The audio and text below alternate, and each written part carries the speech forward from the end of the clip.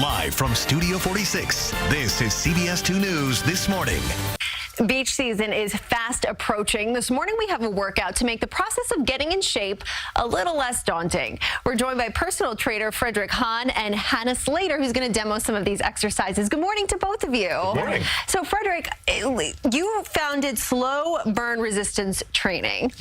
And you say twice a week, 15 to 30 minutes is all you need. That's right. That's all. And that sold me. So explain why. Well, the reason why is because a lot of people think that exercise is what causes the benefit. Exercise is actually a controlled detriment to the muscles, and the benefit of exercise, no matter what kind of exercise you do, comes when you're resting.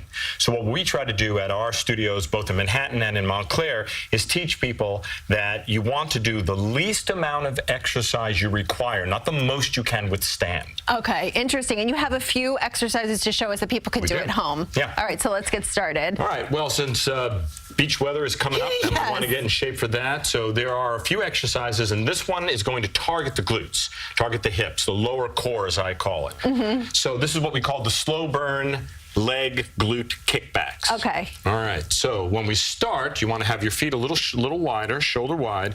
Now, sitting up nice and tall, keeping a good arch in your back, Hannah's going to demonstrate a very slow single leg kickback. And as she raises her leg up, you want to try to go as high as you can. And when you feel you're as high as you can with some support on the chair, you want to squeeze the hips, squeeze the glutes, and then slowly back down to what we call the neutral position. And as you come back down, don't rest here. Slowly back up, a little slower. Slowly back up. As high as you can raise your leg. Squeeze the glutes again. And for many people, just the weight of your own leg is going to be a very challenging. So you don't need special equipment or weights or anything like that. And then we'll try one more, nice and slowly. That's right. Now, even though it looks easy, you can feel the challenge by moving this slow. You're not letting momentum do the work, and as you come back down, you're not just letting gravity do the work, you're letting your muscles do all the work all the time. Because when you say slow burn, it really is slow exercising, almost Tai Chi inspired. Yeah, and in fact, we say this is sort of, slow burn is sort of like the Tai Chi of strength training. Okay, so very safe, very mindful. What's next? Yeah. So after that, you would do the other side. Right. And once both legs were pretty fatigued. Yeah, because you do it until, you were telling me earlier, you do it until you really can't do it anymore. Right. At our studios, we call it reaching momentary muscular success. So you want to be successful at completely fatiguing the muscle, because that's when you get all of the muscle fibers. So you don't want to just stop because you're tired. Okay. Right. So then we would go into another glute exercise, which is what we call the SlowBurn bodyweight squats. Okay. All right. So you have a chair, a little support for your hands, and then slowly sitting up nice and tall. Again, you want to chin up. You want to try to keep a good arch in your back. You're going to slowly lower your hips downward as far as you feel you can go. Some people can go all the way down, some people halfway, and that's fine.